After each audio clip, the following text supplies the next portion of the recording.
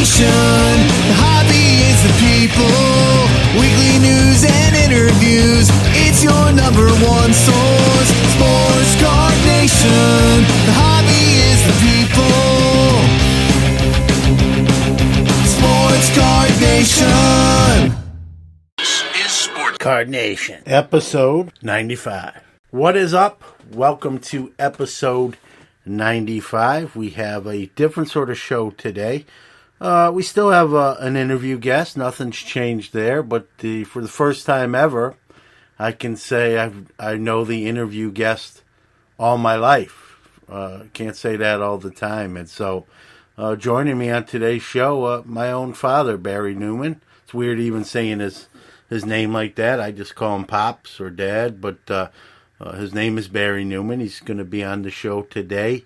He's 82 years young. He grew up in Williamsburg, Brooklyn. I'm also from Brooklyn, but he was there a lot longer than me. And, he grew up in the heydays of the 40s and 50s. He pretty much lived in Ebbets Fields and got to mingle with those Dodgers and had autographs and shook hands and collected cards back then. And he's, we've talked obviously off the air about it, but really not. We wound up talking more about it during this interview, and it was really refreshing. I probably should have had him come on the show sooner.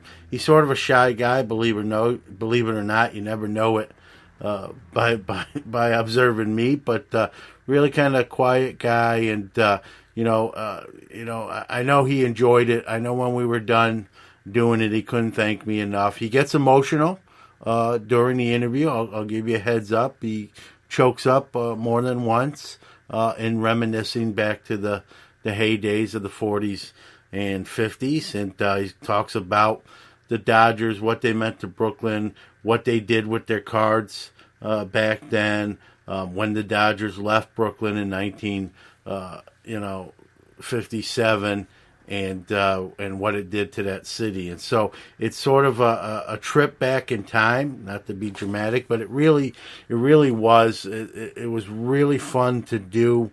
I hope you enjoy it. I know he's not a celebrity in the hobby per se, but he really brings us back to a time in the hobby and a time in history that we all only know from reading about things, most of us anyway, unless we have a relative that shares those stories. And so I wanted him to share some of those stories with you as well. I think you'll enjoy him. He's 82 years old, as I said, or young. He's a drummer, and he still plays in 3 bands at 82. God bless him. He loves to play the drums. He's self-taught and was quite a ball player. You'll hear him talk a little bit about that. He was quite a baseball player back in his day. He traveled the 5 boroughs on a travel team, and he was a center fielder. He's going to tell you what number he wore and why he wore it as well. I don't want to give that away, but he'll mention that during the interview. I turned out to be a pretty good baseball player, played in high school, still play competitive softball. My son turned out to be a pretty good ball player. So we have sort of a baseball gene, but we're not going to talk too much about his baseball playing days himself. We're going to talk about Brooklyn during the heyday with the Brooklyn Dodgers, what those guys were like in person, what cards were like back then and comparative to now. And so it was great having my dad on. I think it'll be one of those interviews that many years from now, I'm sure I'll look back and fondly and glad I did it. And, full credit, I know Dr. Beckett on the Sports Card Insights, he's had his parents on, and, I took inspiration for sure in that, and made me, I might have did it anyway, but it really made me think about it sooner, and got me off my butt to get my dad to do it. And he was nervous at first, but then excited. And it's funny, when we were done, he couldn't thank me enough, and was really happy to kind of go back. I think it was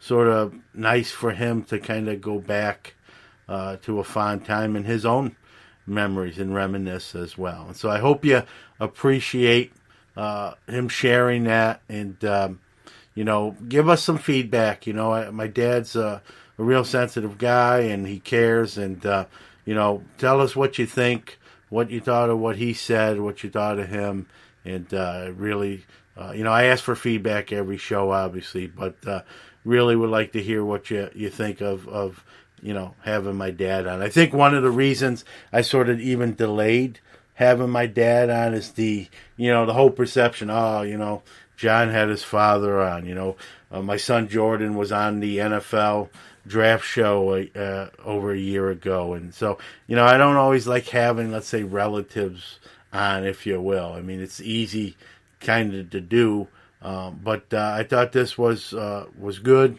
It played well, and I really enjoyed it. He really enjoyed it.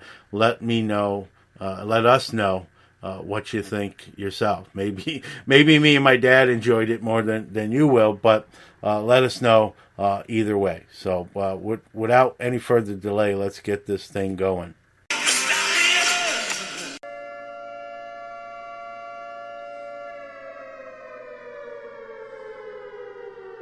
Time for this week's Incoming! product releases. All right, 7 releases this week, starting with today. If you're listening to this show on show release day, 2020 Panini Absolute Football. And then nothing of significance to the 30th. And all of these that I'm about to mention are on September 30th. 2020 TriStar Hidden Treasures Autograph Footballs. 2020-21 Upper Deck Artifacts Hockey. 2019-20 Panini Encased Basketball. 2020 Topps Triple Treads Baseball. 2020 Topps Baseball, the complete sets that you find in usually the retail. And then last but not least, 2020-21 Topps NHL Sticker Collection. So there's your rundown. Gets us right through September and into October.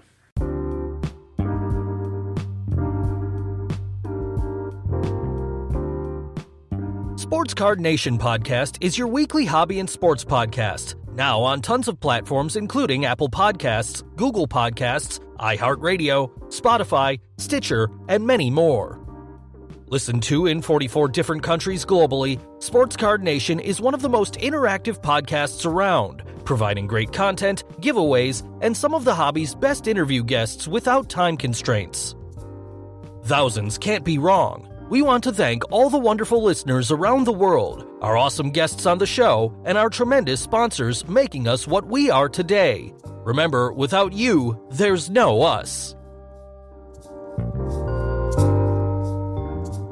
It's time for What's Cracking.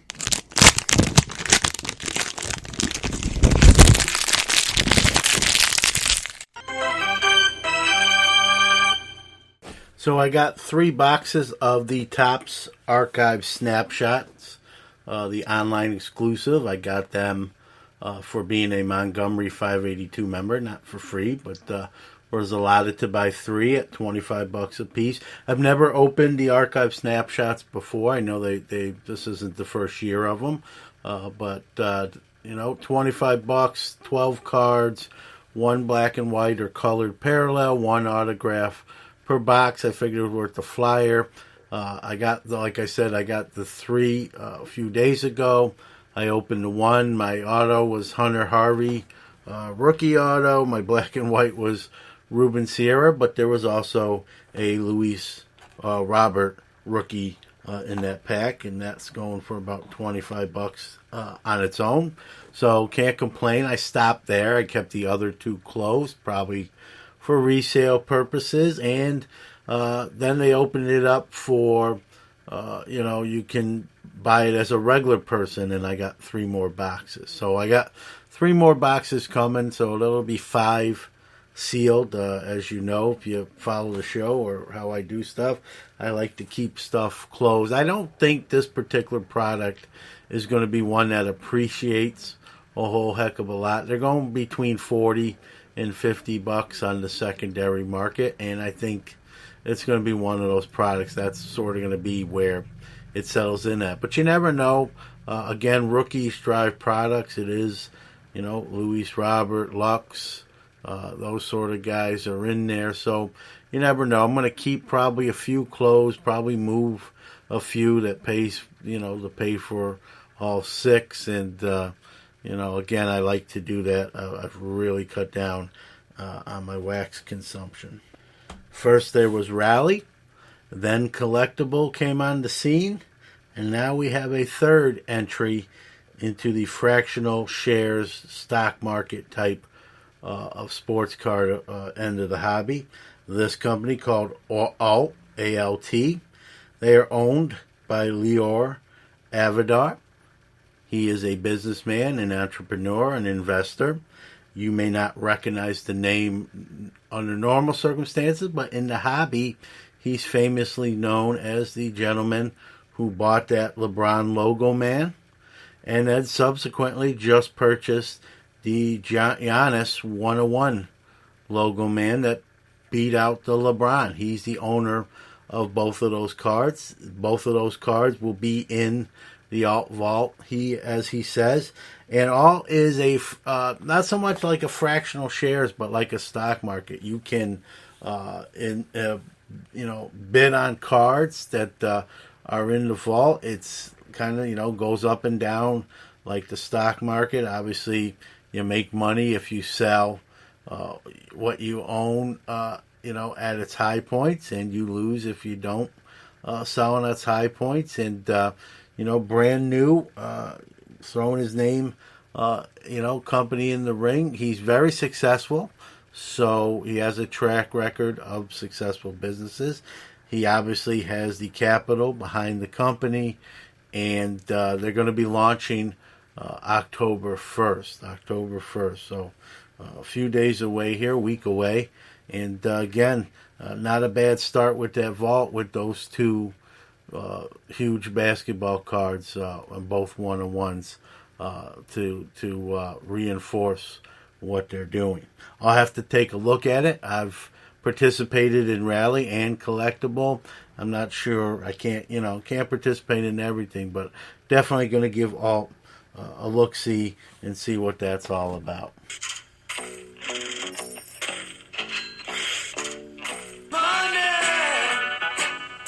Speaking of money, let's talk about Golden Auctions. They're on some kind of streak. They have recently signed Cal Ripken Jr., Hall of Famer, to auction off a lot of mementos from his career, including a truck he was awarded for a league award, his Little League jersey, and a lot of other mementos throughout his career. And be interesting to see what makes it to the auction block and what some of these Cal Ripken Jr. items go for. Very popular player, known obviously for the inning and game streak, and some interesting items. Little League jersey. We've seen what some of these jerseys of players have gone before, and here you have a Little League jersey. Recently, we've had Kobe's high school jersey, and Golden's just right now on an incredible run. A great success! The Ben Baller Chrome edition of Topps Baseball is starting to become live as people receive their shipments. When you're listening to this episode, I probably have received my first box out of 2. I've got 2. I got one through, again, the Montgomery 582 Club, and one in a lottery process. And so not a cheap box, even direct at about $270 after taxes. And they're going for about $650 on the secondary market a piece. And so I definitely will not be opening either one of my boxes. Not even a thought.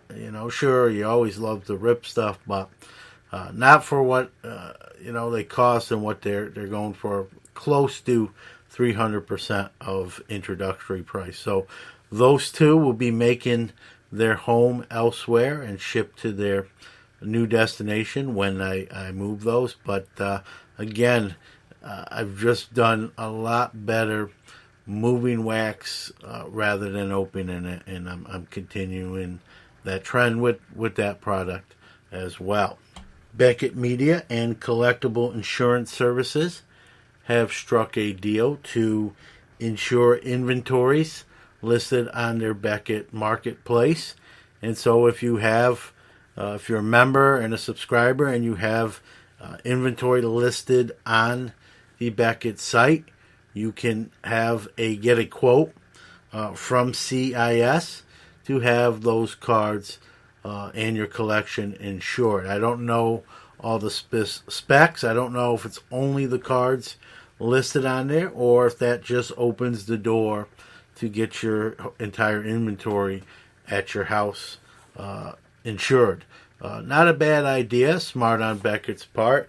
And for those that, I know we've talked about this on Hobby Quick Hits, but you should definitely, if you have a decent inventory of cards that are valuable, one option is obviously to store it in an off-site location, a vault, a bank deposit box, a safety deposit box, or if you have it at home, a safe or something, a fireproof thing. But you also should insure your collection if it's of that kind of significance. And many insurance companies have add-on riders. What I do besides that too is I video a lot of my inventory every few months, and on my phone, where that I usually have it on me, and that way I can document what is in my possession and insure it. So this is another way to insure your collectibles to in case, God forbid, something terrible should occur. At Farmers Insurance, we know a thing or two because we've seen a thing or two.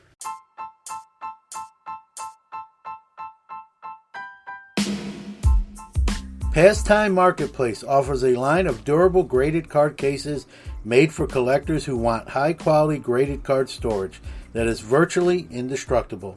Their cases are waterproof, dustproof, airtight, and designed to protect your valuable collection. Check them all out at www.pastimemarketplace.com. Protect your best with the best. And remember to save 10% off your total order. Use the promo code SCN10.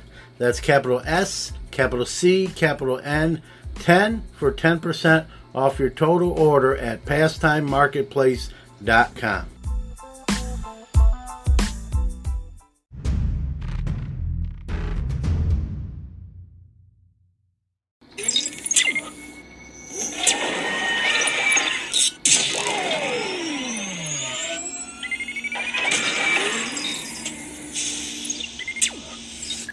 Five, four, three, two, one. Commence interview sequence. All right, happy to have my next guest on the One of One Card Shop guest line. It's not very often. Actually, it's the only time I can say I've known this next guest my whole life. It's my own father, Mr. Barry Newman, joining us today. We're going to talk a little bit. He grew up in Brooklyn, and we're going to talk a little bit about cards back then, the Brooklyn Dodgers, and all stuff relating to that time period. It's not all the time you get to get those experiences in that background. And so happy to have him on. Pops, welcome to the show. Thank you, and I'm happy to be here. I'm glad and happy that you invited me, John. No problem. So this is actually the first time you've been in the studio office. What do you think? It's not very big. No, but it has everything. It has everything. So, very nice. Thank you. So you were born 1938 in Williamsburg, Brooklyn. Correct. Now, became a Brooklyn Dodger fan. Now, there are Yankee fans in Brooklyn. How come it was the Dodgers over the Yankees for you? Well, the area where I lived, it was all Dodger fans. There was no Yankee. It was all the Brooklyn Dodgers. And how it came to be, I was between 11 and 12 years old. My cousin and I which he didn't live too far from me. We were pretty close. We hung out together. And anyway, we used to make money, selling newspapers or something, just to make the spending money to be able to get into Ebbets Field. At that time, to sit in the center field bleachers, it was 60 cents. Yeah. And a hot dog was, if I remember, maybe 10 or 15 cents. But, it was really exciting. Totally exciting. Yeah. So how many Brooklyn Dodger games would you say you've went to in your whole life in Ebbets Field? Oh my Lord! I would say close to 1,000 easy. Oh really? Yeah. Yeah. I mean, every time there was a game, we'd go on the weekends. We'd hang out together. Yeah. Yeah. We'd get So on a bus. did you always? I'm gonna get you in trouble here. I think. Did you always buy a ticket? Or I remember a story where you snuck in a couple times. In Ebbets Field? Yeah. I don't know. I don't remember. I thought when I was younger, you told me you snuck in a couple times. That's all right. Maybe you don't remember yourself. But there's no the FBI is not listening to the show that I'm aware of. So you've been to a lot of Dodger games. Oh yes. So you've seen not just the legendary Brooklyn Dodgers, but even the visiting teams. Talk about some of the players you got to watch. Okay, as far as the Brooklyn Dodgers, sitting in the center field bleachers, I mean, I can see Ferrello in right field, Snyder in center field, Gene Hermansky in left, Cox at third, Reese at short, Robinson at second, Gil Hodges at first, Campanella behind the plate, and one of the most famous pitchers, Erskine on the mound. Yeah, but how about some of the team? How about some of the other famous? You got to see the Brooklyn Dodgers all the time. Oh but yeah. Some of the other the teams they played. Some of the famous players. So Alvin Dock, Stan Musial, Willie Mays. I was really fortunate. It was really a treat, and it was exciting. And I saw all the big players. I mean, let me see who else. Let's see, Whitey Lockman at first for the Giants. Now, did you ever see Mantle with the Yankees? Did they ever? They only played in the World Series, though. Yeah, but I'm pretty sure I seen Mantle. Yeah. Yeah. Did you go to Yankee Stadium at all for Yankee? In my whole lifetime, I was there maybe twice. That was it. I was never to the Polo Grounds. So never to the Polo Grounds, but to Yankee Stadium a couple of times. And that's where I saw Mantle and Maris. Yeah. So I know you collected cards. We're going to talk about that in a little bit. But as far as going to the games, did you ever catch a foul ball or a home run? Well, if you're in center, a home run or anything? No, never. No? Never had the pleasure of getting. How about did you get to interact with any of the Brooklyn Dodgers? Oh, definitely, John. They had a side street where the limousines, the cars would pull up. And to get into the Ebbets Field, they'd come out of the limousines, and from me talking to you, they'd shake my hand. I seen them all, Robinson, Hodges. Oh, it was such a treat, and they were so friendly. You wanted an autograph, they would take the time out to sign an autograph for you. Yeah, it was really great back then. A little different than today's baseball that Yes. we know, but they were a little more accessible. Memorabilia and stuff, as you know, isn't as valuable then as we know it today. Right. So that they weren't worried about a kid turning around and selling their autograph. Well, to give you an example, it was a nickel a pack, and it was tops. You get a slice of bubble gum and 5 tickets, 5 cards.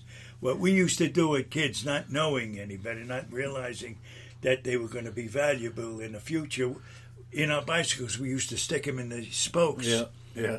And that's. And in 1952, you were 14 years old, and that 52 Topps Mantle that you probably put in your spokes is worth a lot of money. Oh yeah, Yogi Berra. Yeah. Now, but you didn't know.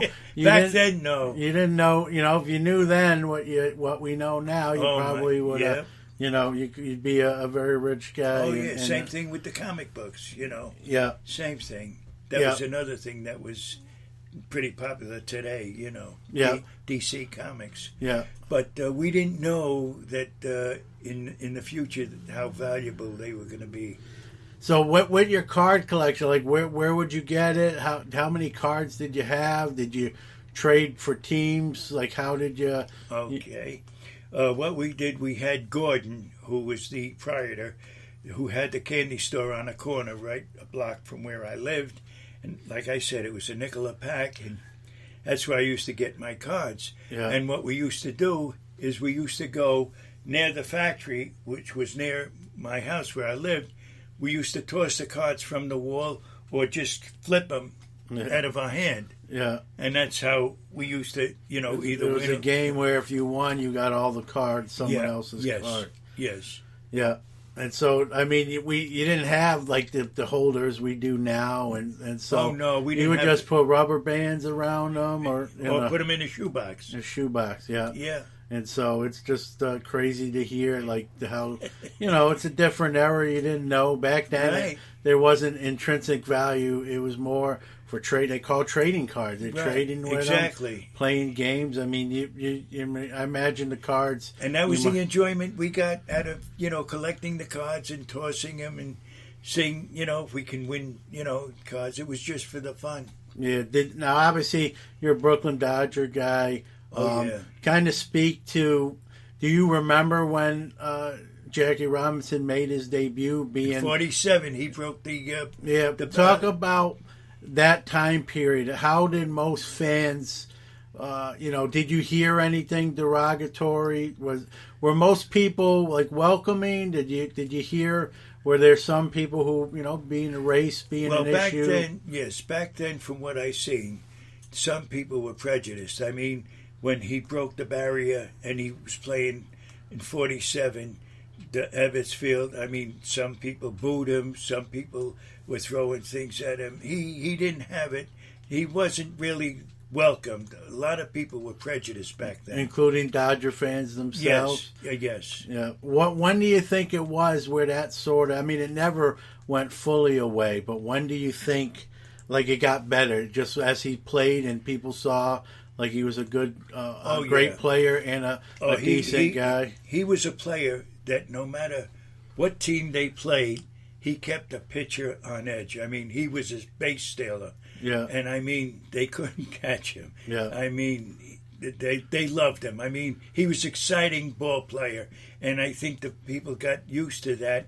And he was a good hitter too, a good slugger, and people got to like him. And he was. So he won. He changed minds. Yes. I'm sure there's some that never did just because of the way they were brought up. Well, he was a big asset for the team. Yeah. I mean, amongst other players, but for a black ball player, he did very good for the Dodgers. Yep, so you're 9 years old when he broke the color barrier. Did you, even at 9, did you realize the significance of this event then, or not really at that time? Oh, well, I didn't really understand all of what was going on, but I couldn't understand why they were booing him, because back then I didn't realize it was because of his race. Yeah.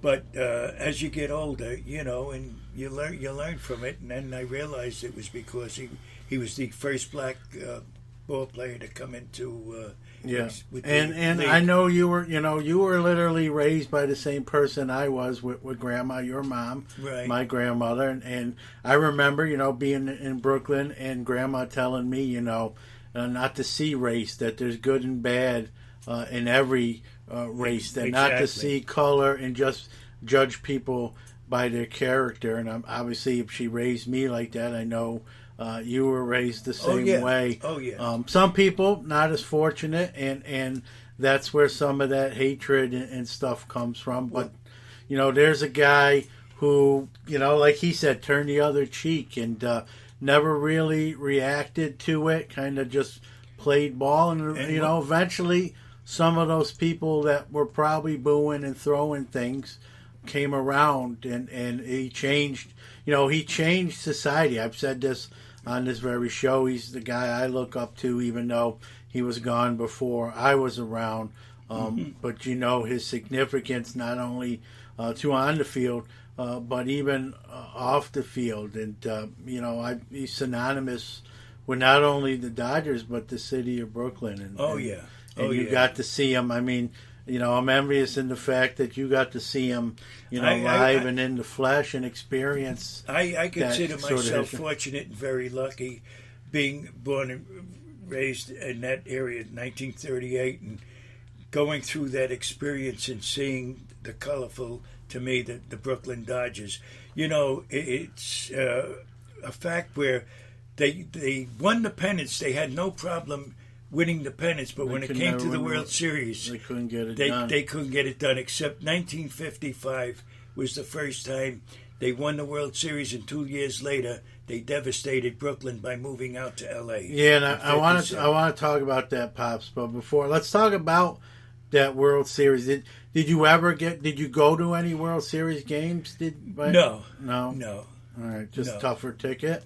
Yeah, I couldn't afford the ticket. Yeah, and think about this too. Of all the games you went to, even today, those ticket stubs are pretty valuable. We talk about cards, but there's a market for ticket stubs. It's too bad you didn't have some of those Ebbets Field ticket stubs. And you talk before we get into the Dodgers leaving, because I definitely want to get in that. I know we talked. I've talked to you, not recording, but you said you remember in 1948 you were 10 years old and Babe Ruth passed away. Kind of go back and tell us about that day and what everything surrounding it. I was downstairs with my friends. This was during the day, and we would, like I said earlier, there was a factory that was close to where I lived, the building I lived in, and we used to hang out there and tell jokes and all. And then we heard that people come out of a building saying, "We just heard Babe Ruth passed away." Yeah. Babe Ruth passed away. I cried. Mm-hmm. I mean, even though being a Dodger fan, I still like Babe Ruth. And DiMaggio, another key player that I really adored and admired. And even when I played ball, on my uniform I had the number 5, and it was in memory of Joe DiMaggio. Yeah. Because I cared for him also. I liked him also. But when we heard Babe Ruth passed away, it was devastating. It was a hard day. Even being a Dodger fan, I mean, Babe Ruth, especially at that time still, was probably the greatest baseball player to ever live. I mean, some argue that. It's still the case here in 2020. Yeah. And so even being a Dodger fan, just the fact that an icon of the game had died young, he had throat cancer, and, it was, a lot of people knew it was coming. It's just, when someone's you look up to in that respect, they're larger than life. Oh, yeah. And then you almost think they're invincible. And then when they're gone and you hear they're gone, even at 10 years old, it hits you like that. Whether you're a Dodger fan, Yankee fan, New York Giant fan, it's still a legend of the game. Oh, yeah. Tragically young, Same thing with Lou Gehrig and that. And I just it was not that it's a good thing, but it's nice to hear how people. Do you remember like general feelings, like people? Did you see people very upset? Like, was it? Oh yeah, I mean, even when they found out Babe Ruth had passed away, even being, like you said, being a Dodger fan, it hurt us. It hurt most of the people, at least in the area where I lived. People felt that. Yeah. Well, listen, still being a Yankee, he was part of New York for a long time. Sure. A lot of World Series championships. Oh, yeah. And you can appreciate greatness and what greatness. In fact, when we used to talk about baseball in general, with my friends, we used to talk about all the other teams, the ball players, I mean, back then you had ball players that were all around ball players. Yeah. I mean, you had Pete Rose. I mean, you had beautiful ball players back then. We used to talk about Ted Williams. Yeah. We're going to step aside for a quick break, but we'll be back more with my dad. Hey folks, tired of going to the retail store and finding the wax shelves cleaned out bare? I've got the answer for you, and that answer is Hotbox Cards. They offer a monthly subscription service at a great price level. What's better than getting a box of sports cards on your doorstep every month? Not a whole lot, and these boxes don't cost a whole lot. Let me tell you what's in each and every hot box. 3 relic or auto cards, 3 unopened hobby packs, 50 bonus cards featuring stars, rookies, semi-stars, inserts, and parallels. And 1 in every 5 boxes has a red-hot envelope with a surprise card. They also honor expired redemptions with a comparable item, so there's no worry about getting that old redemption card with nothing to show for it. Check them out at www.hotboxcards.net and put in promo code SCNation. SCNation all in caps to save even a little bit more money. Sports Card Nation is back with more from my pops. Did you have a favorite player? Like, was there a favorite player outside of the Dodgers that you sort of... Joe DiMaggio. Joe DiMaggio was He was one of my favorites. Like I said, when I played ball and I was a jock, I played a lot of ball. Softball, baseball. But baseball, when I played for the Long Island Star-Journal or the, CYO. I had the two best coaches, and they taught me well. And I had a full dress uniform from the cap right down to my socks. And I always had the number 5. Yeah, that I knew. Yeah. And that was for Joe DiMaggio. In respect for Joe DiMaggio. Yeah. And here you are, a Dodger fan, but you like Joe DiMaggio enough. If I remember right, 5 on the Brooklyn Dodgers was Ferrillo. No, Ferrillo was 6. 6. So who was 5? 5 was I think the catch Wayne Bilardi. I think was 5. Why I thought I was off by 1. No, that's okay. So you weren't wearing it for Wayne Bilardi. No, it was all respect for Joe DiMaggio. Well, Wayne Bilardi would be sorry to hear that, but at least you root for him during the game as a Dodger fan. Oh yeah. So who I know? I mean, it's hard to pick one. You talked about getting to meet these guys up close and in person. I met was there any of them? I know we don't like to talk bad about, were they all very friendly? Was there some that maybe weren't as friendly? No, back then people were a lot closer. I mean, that's the way it was back then, John. It wasn't just family, but even people in general. Yeah. And, I mean, the ones that I've been greeting, they stuck out their hand, or, hit me on the shoulder, or hit my cap. I'd wear a ball cap back then. They were all very friendly. Very friendly. Yeah. So let's talk about, 1955. Let's talk about the World Series when Brooklyn won its first World Series. What was the feeling like in Brooklyn? Like, how my were God. people going? I mean, you can hear the yelling, people hitting pots, pans. I mean, it was the first World Series that they won, all that time. And people were just, excited. That's all you heard, I mean, for weeks, for months, how they won the World Series. It was a big treat back then. Just one big party in Brooklyn? Oh, yeah. Yeah. Did you go to any, like, the parades, or were you able to go to any of that? No, I didn't. As far as my memory, no, I never went to any parades. But like I say, even in my neighborhood, people were out front. Yelling, screaming, horns blowing. Yeah. The only thing was missing was the ticker tape. No ticker tape, but the horns blow. It was a joy. And you go from that, top of the mountain feeling in 55, and literally 2 years later they're gone. Talk about. That was sort of like, it was kind of brewing. It led up to that. I mean, I'm sure you heard the rumors that, they wanted to move to the West Coast. But until it really happens, it doesn't hit you. Right. Kind of speak to, everything that led up to that, and then when they finally decided to move. Yeah. Well, like you said, John, which is true, there was a lot of talk, beforehand, that they were thinking about. O'Malley was thinking about going there, making more money. But, like you said, and when the time did come, it was a shock. It devastated Brooklyn. I mean, it took the heart right out of Brooklyn. Yeah. It devastated the borough. I mean, it was never the same. Yeah. when the Dodgers left. And for those listening that don't know, Ebbets Field was eventually knocked down, and it's now an apartment complex. Yep. Is Ebbets. where the old Ebbets Yeah. Field Right. is. And O'Malley's not a fan favorite, obviously, in the borough of Brooklyn. I No. mean, people talk about people. I know you said people were crying, literally crying in the streets. Oh, yeah. Oh, people, it was devastating, John. It actually really took the heart out of Brooklyn.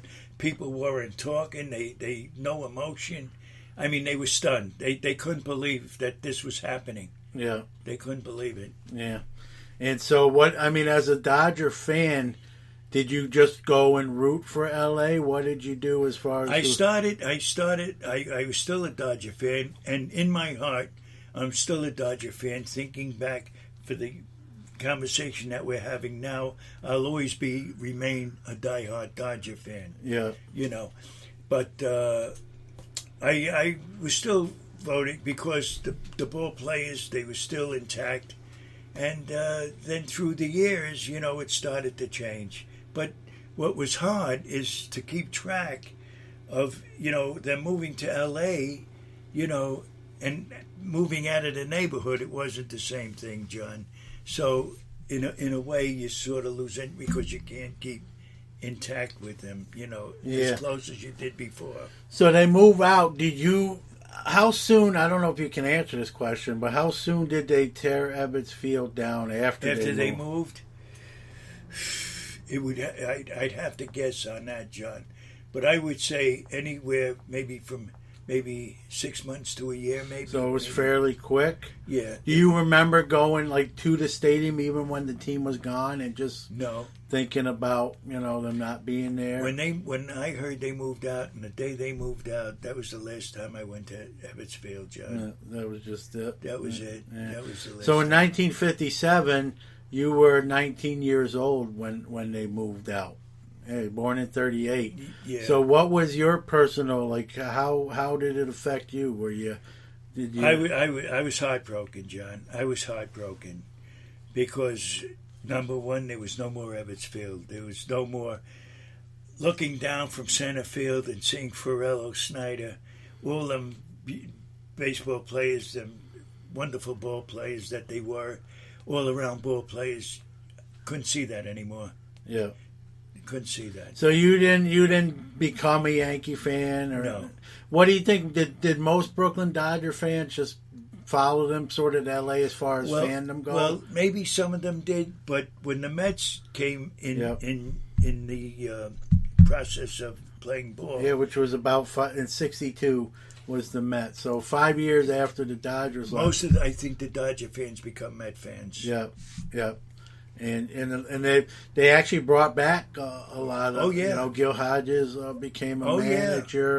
And and they incorporated some of the colors. Even the NY was an homage to the Dodgers, and so and a lot of the ball players at the time they were in Ebbets Field, when Ebbets Field was still there, they lived not too far from where I lived. They lived in the neighborhood. Yeah. Ridgewood, Bay Ridge. Yeah. So did you ever speaking of that, so you bring that up, did you ever run into any of the Dodgers players in plain clothes anywhere, like a store? No, never had the opportunity, John. Yeah. The only time I met them and actually shook their hand or received an autograph was when they were coming to the ballpark and they got out of the limousine and we was in line.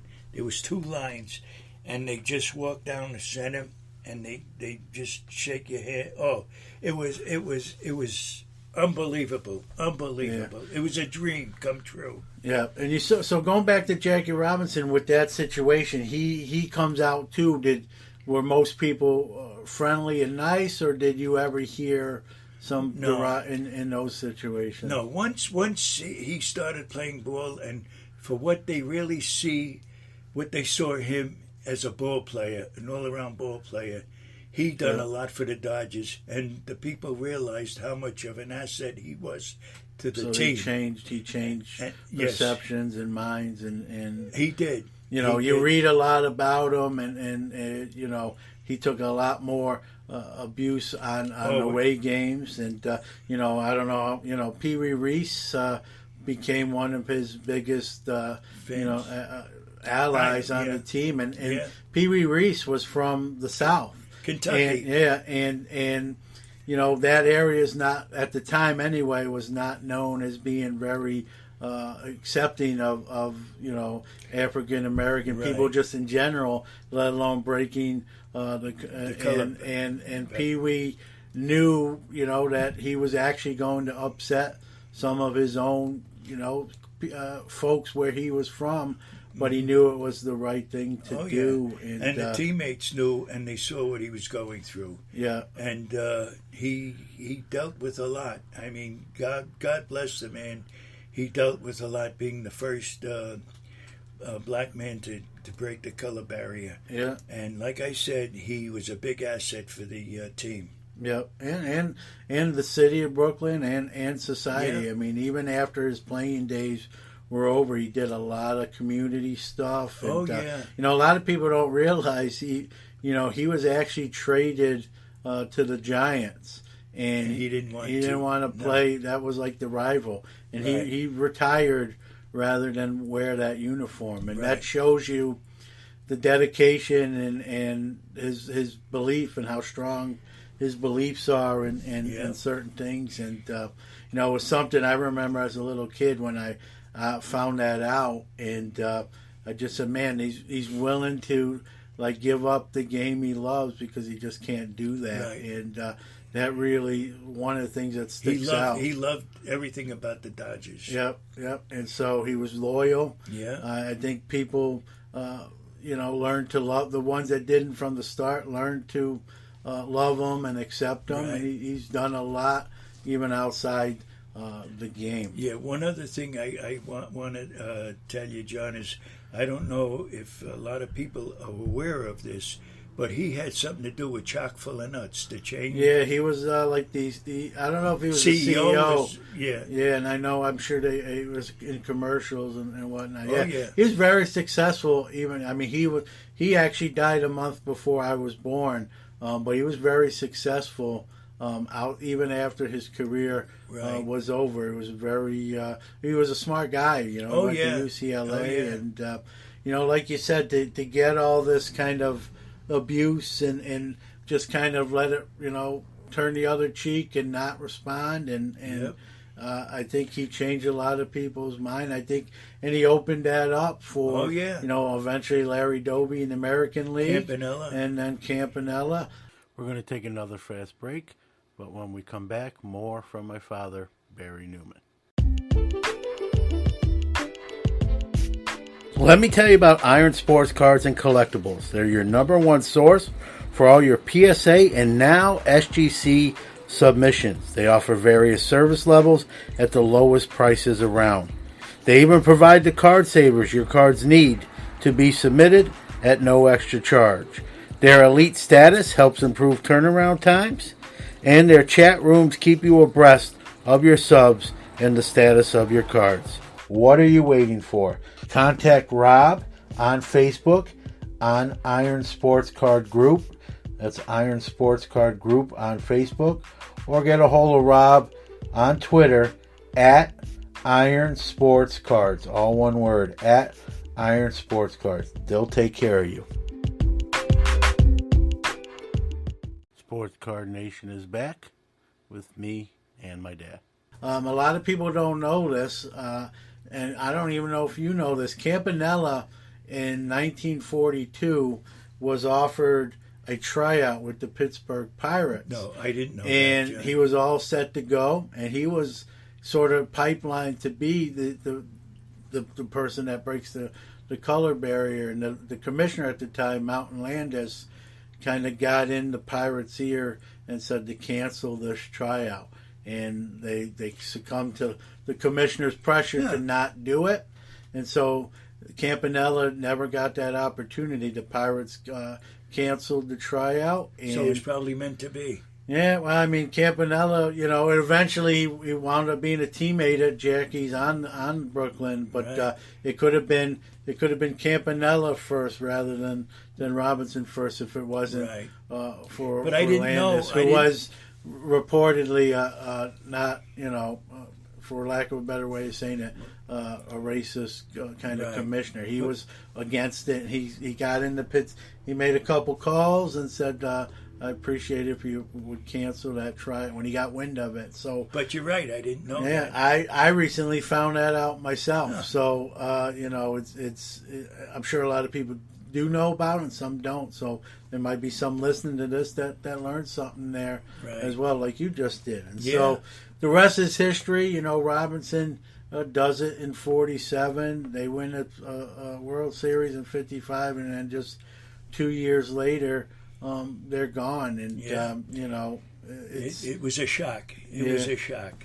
yeah. And so, but at least you got you have all those memories. You can never. I take consider them. myself one of the lucky kids at that era, Yeah. that time. Yeah, and so history, you can't rewrite it. It No. never will go away, and you got to experience it and I live got the in memories. Yeah, and live in color, and that's cool. And you got to meet these guys and handshake But and I autographs. got to say, in comparison to the way they played ball, the ball players today, and the way it was back then it was for the sport.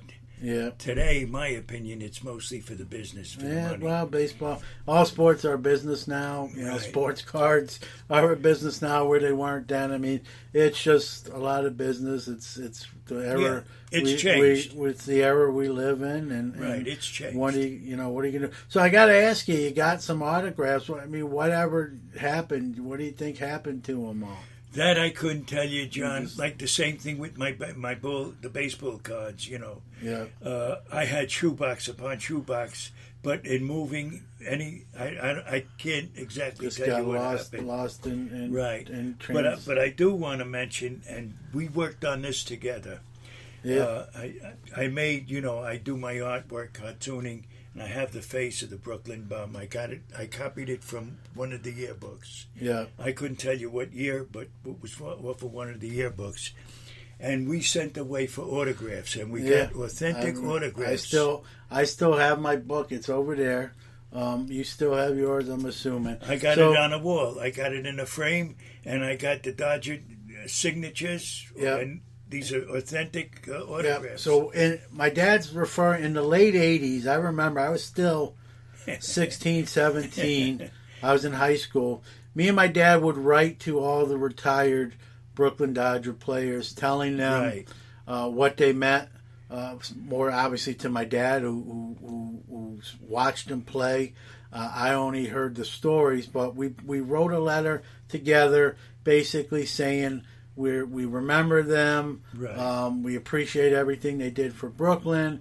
We included a self-addressed stamped envelope and some index cards, 3x5 index cards. Correct. And we asked them, we knew they were busy. We were very, we wrote a letter. It wasn't just like, sign this, please. We were very personable and spoke We gave to, them a little bit of a background. Yeah, and if, in their time, if they could sign a card and send it back. And we got, almost everyone responded, and many of them, you remember this, Pops, even sent letters back that I still have in the book where they, Beautiful. Many of the players responded back, thank you for remembering like an old Dodger. Sure, You don't know what that means to an old guy. Sure, especially like knowing me. they moved out of Brooklyn. Yeah, they thought they were forgotten. That's And so right. many of them actually wrote correspondence back thanking us for remembering them. Right. Some of them sent business cards, if you remember, of businesses they were running. Yeah. And they signed the business cards. And I remember, I think it was Johnny Schmidt sent a newspaper, like a copy of a newspaper article about him, and signed that. And so they were very, a lot of them, from, if my memory serves me correct, responded very quickly and sent stuff back and wrote letters, and it was fun to do that with you. You have a book. It was exciting, Joe. You have a book. I have a book. Yeah. I think earlier this year I actually videoed me going through that book, and I posted it on social media, and I try to do that every once in a while too. Right. So we don't forget that past. And, Yeah, it was exciting. It was a pleasure. One other thing I'd like to mention, John, is I don't remember what year it was, but I think it was for the pennant. The Dodgers were playing the Giants. Yeah. And it was the shot heard around Bobby the world. Thompson, Bobby Ralph Branca. Thompson, Ralph Branca. Yeah. I mean, that was another incident where it was a shock. Yeah. It was a shock. Yeah. But, that's baseball, right? Right. That's sometimes, baseball. Anything can happen. Yeah, sometimes, like the saying goes, sometimes you eat the bear, sometimes the bear eats you, right? Yeah. There was one time the bear got the Dodgers. But, that's a classic moment in baseball history. yeah. You watch, yeah. any shows that they always show that clip. And but, at least you got, they won a World Series. It wasn't like they moved Right. without ever getting it. And Right. you always have those memories of yeah. meeting those guys and getting autographs and watching them play that many times, But I got to tell you, it was so exciting back then, and especially being young as I was, it was still a thrill. I mean, it's something I'll always remember. Yeah. Well, Pops, I appreciate you sharing those memories with the listeners out there and me. It's I know you're passionate about it. You got choked up when we're talking about Babe Ruth and baseball is like you said, it was a different game in the 40s and 50s and 60s, and then slowly you got into free agency became a thing in baseball, and Kurt Flood, and some of the money got involved, and it's changed. I mean, it's still baseball. It's still the national pastime. It's still got that lure, and if you're a fan at that age, you don't just give it up, and it's still going to be baseball. You take the good with the bad. Yeah. So, Pops, I love you. I love you too, John. I want to tell you something, John. Go ahead. You made my day today, because all I have is memories, and with you inviting me over to do this interview, it bring up the past.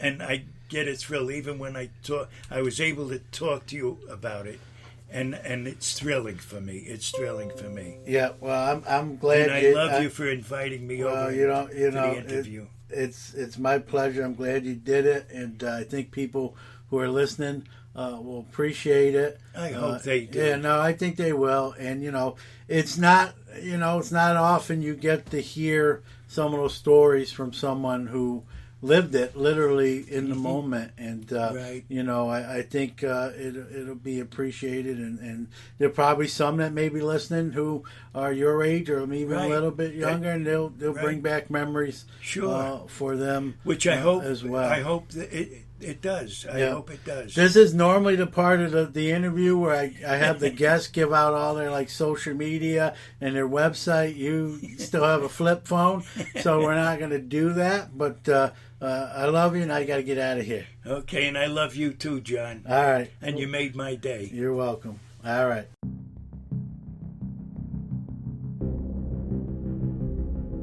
The Star Stock selling platform is live and booming, quickly becoming the premier sports card marketplace.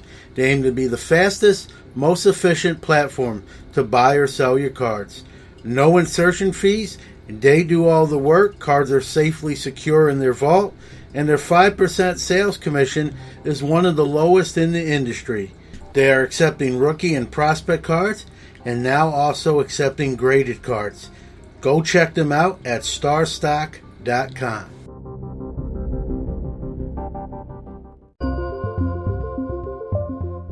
I know the chunky that left these junkies. Newman! Open the door, Newman. I know you're in there. Hello, Jerry. All right, it's time for Newman's Rambling, where I select one question I get each week and answer it on the air. John, you seem like an astute man. Thank you, Mr. Walken. Maybe you can help explain something to me. Well, I'll give it my best shot. All right, quiet week sort of question-wise. I didn't get as many as I usually do, but I did get this one from way of Instagram from KG Cards 12. And KG Cards 12 asks, John, you seem to interview a lot of people from the New York City area. You yourself are from there as well. Is that intentional? And if so, or even if not so, why do you do that? Good question, I guess. It does seem like I have a lot of people from the New York City area on. I'd be lying if I said it was intentional. Well, sort of. I'll say it's indirectly intentional. What I mean by that is, a lot of the artists from the Tops 2020 project are New York City based. Not all of them, but a good percentage of them. And I've had a lot of those on. And, a lot of the other folks as well are from New York City. I'll be honest with you, this show does very well in that demographic. Now, while I don't do that intentionally, it's, it is a nice perk to probably have people from New York City on when your show does well in New York City. But I'd be lying if I said I was smart enough to on purpose do that. But it just, it's New York City's, the Mecca. I'm biased. I like to think a lot of people doing good things there. A lot of, like I said, again, a lot of the artists, Craig Kreinler, is from there as well. And so a lot of people I've interviewed seem to be there. Today, my dad, even though he lives here now in central New York, obviously originally from Brooklyn as well. So I'm not going to apologize for that. I'd like to probably take more credit and say that it was really strategic and premeditated. It really wasn't, other than the fact that the people I wanted to have on the show are a lot of the people I want to have on the show are from there. But to me, it doesn't matter where you're from. I don't look at that as a prerequisite to be a guest. But it is, it's a good question. It's funny. I never really thought about it in those terms until you asked. And so next week we're scheduled to have Brandon Steiner on. Guess where he's from? So I don't know. It's just one of those things. So you don't have to be. We've had also people not from this country on. We've had people from Britain, Australia, and so that we like to. The Sports Card Nation is really worldwide. It's Sports Card World, and no matter where you're from, however you're hobbying, enjoy it. Like I always say. Good question. Thanks. KG Cards 12.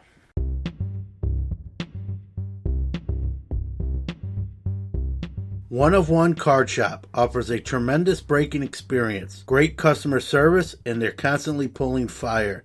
Steve and his family take care of you like one of their own and treat you right. Anyone can break, but no one treats you like One of One. Come check them out on Instagram at one_of_one_card_shop. For all the hot breaks, get a gold mailer headed your way. All right, time to give away the weekly $25 free break credit to 101 Card Shop. Steve does a lot of awesome breaks, and here's your chance to get $25 free. We had a lot of entrants this week, a pretty good turnout. We used a retweet draw, and the winner has been selected. And without further ado, the winner is at Carter W. Carter 69, William Carter on Twitter. Congratulations, William. I will reach out to you if you don't reach out to me first by hearing this. You have won $20 free break credit from 101 Card Shop. The eerie, inescapable truth. People really win on SCNP. Well, that's going to do it for episode 95 of the Sports Card Nation. First off, thank you. We wouldn't be here without you giving of your time. We appreciate it. And, I hope you enjoyed my dad going back in the DeLorean a little bit there and reminiscing and bringing us all back to a time that probably, if you're listening to this, you weren't around back then, and kind of letting us get a glimpse into life, into baseball, cards back then. And I really, I'm biased, but I enjoy having him on, and I know, he really had fun doing it. And, that reminds me, too, you only get one family. Share those stories, even if they're not recorded like I did with my dad today, but talk about those things. To see my dad light up when talking about it made his day, said it did. And, just talking with maybe even an older relative about what it was like, or, how was this, or what did you do back then? I mean, number one, it shows you care.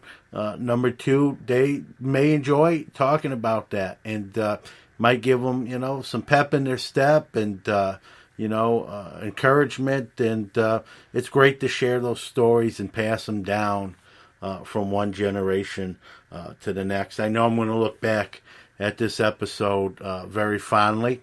Maybe one of my favorites, if not the one. But, it's something we should all, share our family stories, histories. And I'm glad I was able to share some of that with you, and my dad was able to share some of that with you. But definitely, my advice is to get all that information, get those stories, catalog it, dialogue it, whatever, just, they're worth more than any dollar sign you can put on them. A couple other programming notes. Episode 100, we're 5 episodes away. It's approaching. It's going to be the first ever live Sports Card Nation. It's going to be on Saturday. There will be no Friday show. It's going to be live Saturday, October 31st. No official time yet, but I'm going to tentatively schedule it for 1 p.m. Eastern. It's, again, going to be live. My guests will be Brody the Kid, Dr. Jim Beckett, and Drew Herndon from Let Me Get That Potograph. It's going to be a different show. Going to be live. We're going to give away a lot of stuff.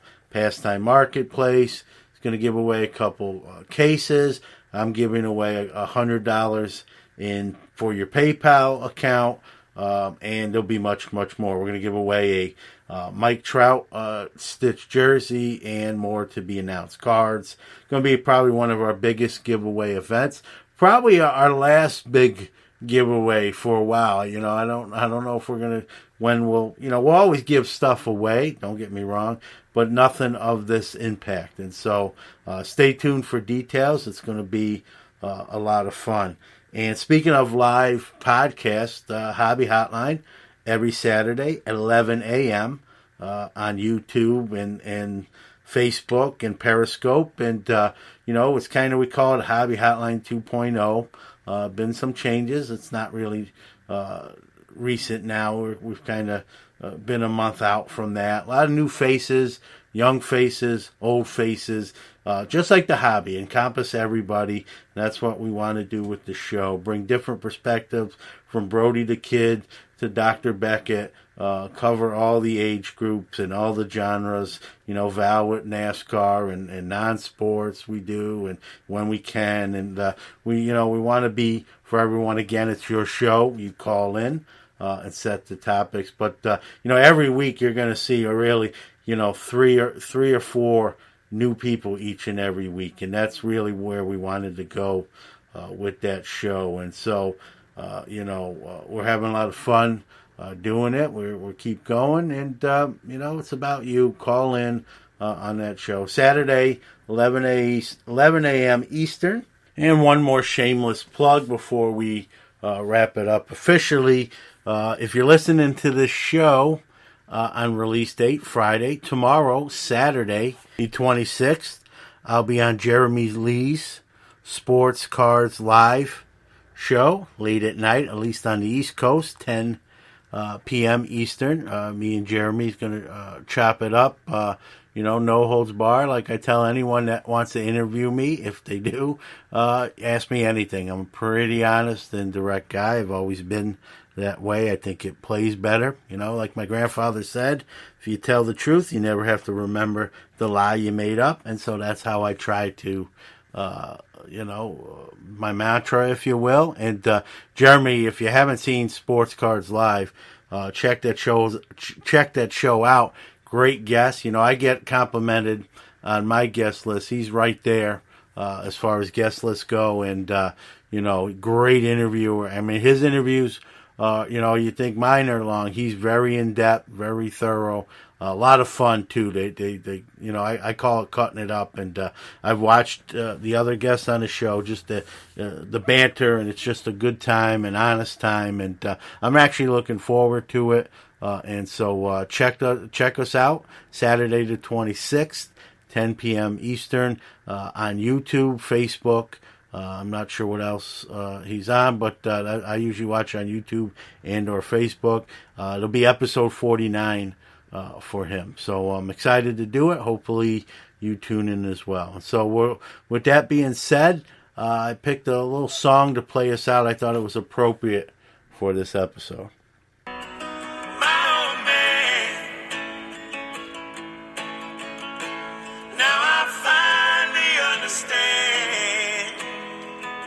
I have a lot to learn from my old man.